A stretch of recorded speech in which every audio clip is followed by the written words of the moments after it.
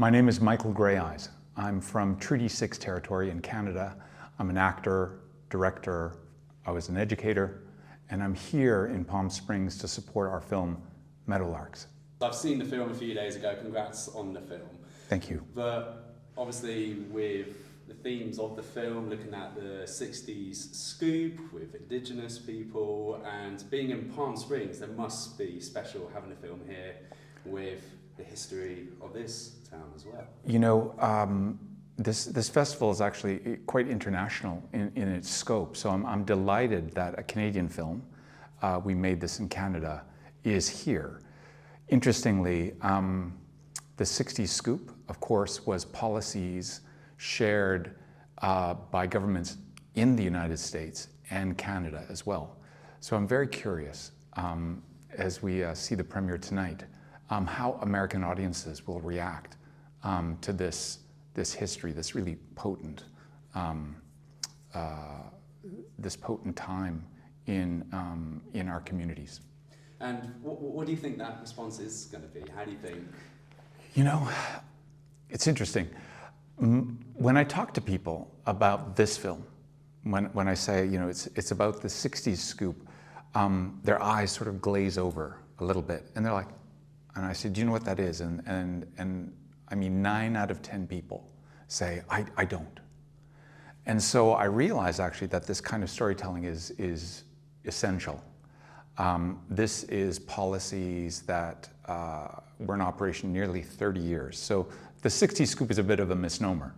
It started in the 60s, continued in the 70s, and into the 80s as well. So it's almost a 30-year period where children were taken from our communities.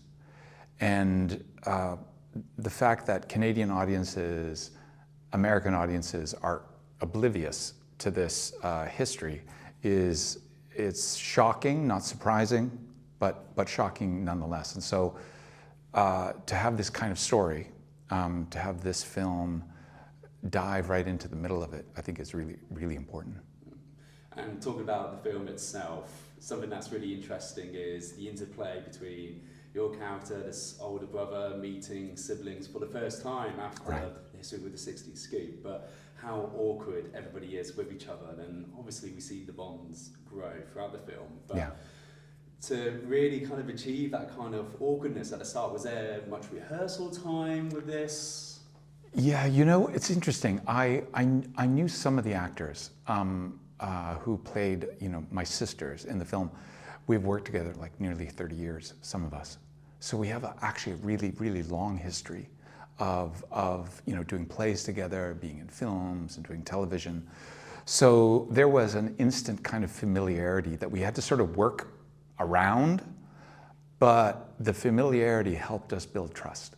And I think that was a really key part of the film because as you're probably aware, within Indigenous cinema over the past, you know, 30, 40 years, as Indigenous directors and writers have sort of come forward and taken control of the narrative, our sovereignty, our narrative sovereignty, we've moved away from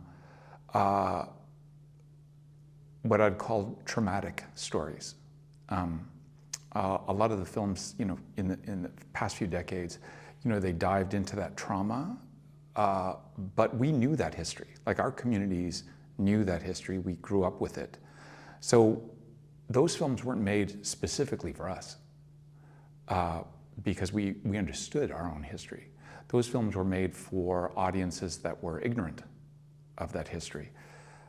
But Tasha's film, Tasha, our director, and other Indigenous filmmakers in the last decade or so have really moved past that kind of storytelling in which the past is simply terrain over which Indigenous characters find joy and hope and success, you know, despite, you know, that history.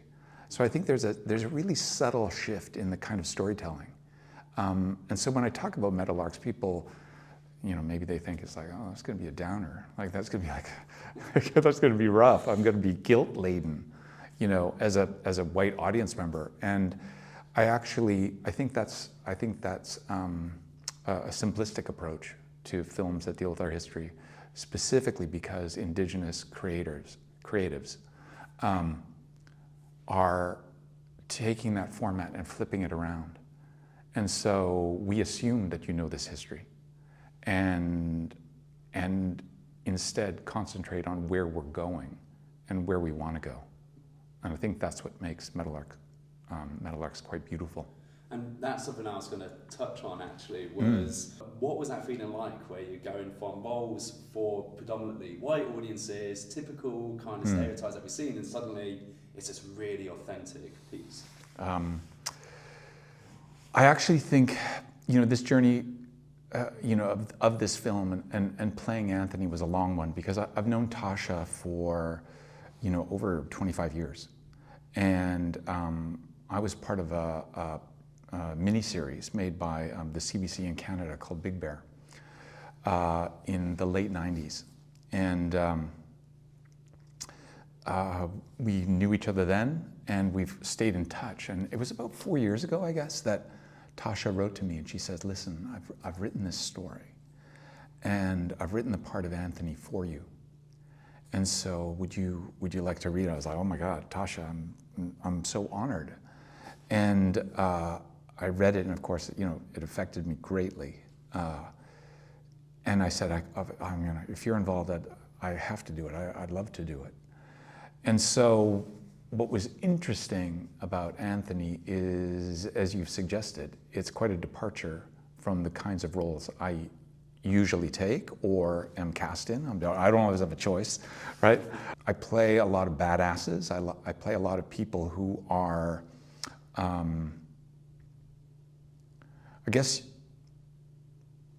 more hardened by their life experience. And so the shell, that the audience sort of sees is like he's sort of, kind of inured to kind of a subtle, more painful emotional landscape.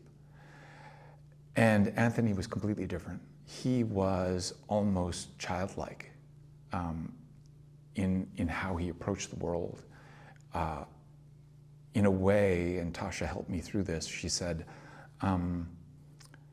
it's like when he was maybe 10 or 12 years old, his emotional development slowed, got stunted, because of his life experiences, because of what was happening to him. And he grew, perhaps you could say he's colder, harder, and he stopped that emotional development. But when meeting his sisters on this weekend, that mask had to fall away because the experiences with them were so deep that it sort of just shook apart this fictional character that he had sort of built for himself to protect himself. And it's one of the most emotionally difficult roles I've had to play, because he was somebody who was feeling things, but there was like a ceiling on his ability to feel. So as an actor, I had to feel, but also mask. And that was really super hard. So I'm really quite pleased with the way the performance worked out. Tasha is a brilliant director. And there was a lot of trust on the set, and I knew these women really well. So I wasn't afraid to be as vulnerable as Anthony turned out to be. One of my favourite scenes is when, I've totally forgotten the name of that Marianne? sister, where in the woods. Yeah. It's such a lovely moment. Yeah. So, talking about nice moments, one of my favourite aspects of Meadowlarks, it's where they have the quieter moments, and particularly for me, one of my favourite scenes is with the elders towards the end. Yeah. And there's a young child who does the performance, and it's such a beautiful scene. Yeah. What was that atmosphere like on set for that? It was powerful. It was really beautiful, because the young man, he sang, and when you're when you're in the presence of something unadorned and truthful, like it always affects you. Like if someone just took out a violin and started playing, like there is no translation. It's something that just affects you immediately.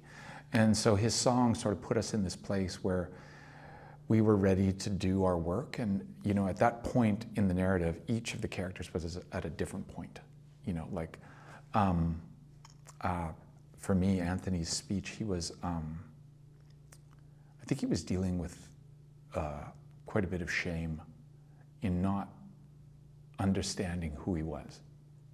You know, like whether it was by the fact that he didn't have a family, he didn't have connection to male role models, he was taken away from cultural knowledge. You know, all these things sort of, you know, mixed together and created this character who didn't know who he was. And in that moment, it was really powerful to, you know, be working with Theda, who was one of the actors, with all the sisters, and he had to admit, you know, it's like I don't know why I'm here. I don't know if I belong here. And that kind of truthfulness, that was really affecting. So I appreciate that you understood the sort of the intricacy of the scene. Kind of going off what you're just saying there, actually, because you've obviously known Tasha for a while now, but was there anything that you specifically brought to the project from your own lived-in experience? You know, not specifically. I mean, our director Tasha was scooped, so she grew up away from her biological family. So I think she understood intimately how to tell this story, and I relied on her very much. As you may know, there was a documentary film that Tasha made called Birth of a Family, in which, you know, the premise is quite similar. It's about siblings who come together later in life, and she made a documentary about them. And this film, Meadowlarks, is not that story, but it was inspired by, you know, that moment. And so these characters are entirely fictional. They're not related to the characters in the documentary. But what was important is that Tasha was able to communicate a lot about Anthony to me, and she said he was based on a number of people that she knew. And she said one of them was that she knew this guy. He's a big guy. He like her, grew up away from his family. He was scooped. And she said he was this big guy, very handsome guy, who moved through the world like he was a little person, and that he didn't understand how gorgeous he was. And he was like a sort of a shadow of like what people would perceive. And I thought that was a beautiful way to describe, or that was a beautiful way for me to get into Anthony. And you can see that in the final film as well, through your performance and through the writing and directing, actually. Oh, so brilliant. I could see, it's really interesting seeing that from way back then, just that alone. Yeah, I could totally see that. Oh, thank you. So Anthony is a character I haven't played before. And so the chance to model, you know, in a global space, like cinema is a global medium, to present a kind of masculine character that is really quite different than the way Native men have been portrayed on film, you know, previously, whether it was by Indigenous directors or non-Indigenous directors. I felt was really wonderful, because it's like it's about expanding that notion of our masculinity and what and how we make our way through the world. You know, I think it's important for there to be a range of portrayals, you know, because we're so incredibly diverse, right? Yeah. We kind of talked about it already, where it feels like we're at a point in time with cinema and kind of visual storytelling where we're starting to see authentic stories about underrepresented groups, but it just isn't that kind of quantity yet. There's not a lot out there. You're not going to find many Meadowlarks out there in the wild. What needs to change for us to see more of these authentic stories on screen? Well, you know, that's a big question. That's a really big question. I think one of the issues I think that we're facing as global audiences look for stories that interest them is that Hollywood's model, which is sort of like a New York Yankees style model, which is, you know, you get stars, even directing stars or writing stars, and certainly actors, and you make these super groups, super teams, and audiences will just flock because they have to see these people. I think that's been a model for, you know, maybe 100 years or so. But what that model lacks is stories that reflect people's lives in myriad ways, right? You know, like for me to watch, you know, an actor, you know, pick any actor who is, you know, homeless, down on their luck, I sort of have to work past a million things to go, well, that guy's a millionaire, you know? It's like, I have to divorce myself of my knowledge of this person's life and, you know, their marriages, and, you know, and then, you know, this is suspension of disbelief and just sort of like work past things to try and understand the story about, you know, homelessness or you know, whatever they're exploring.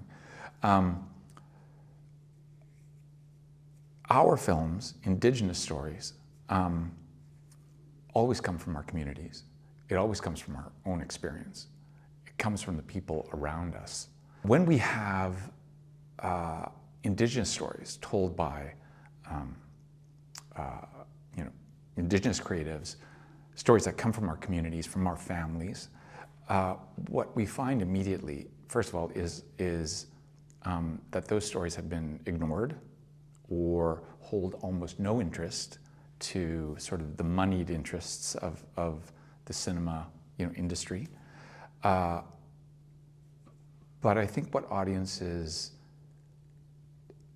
are increasingly requiring is something that doesn't seem so completely manufactured. I think the backlash against AI content, you know, you'll see more and more, it's like, no AI was used in this story as a drawing point.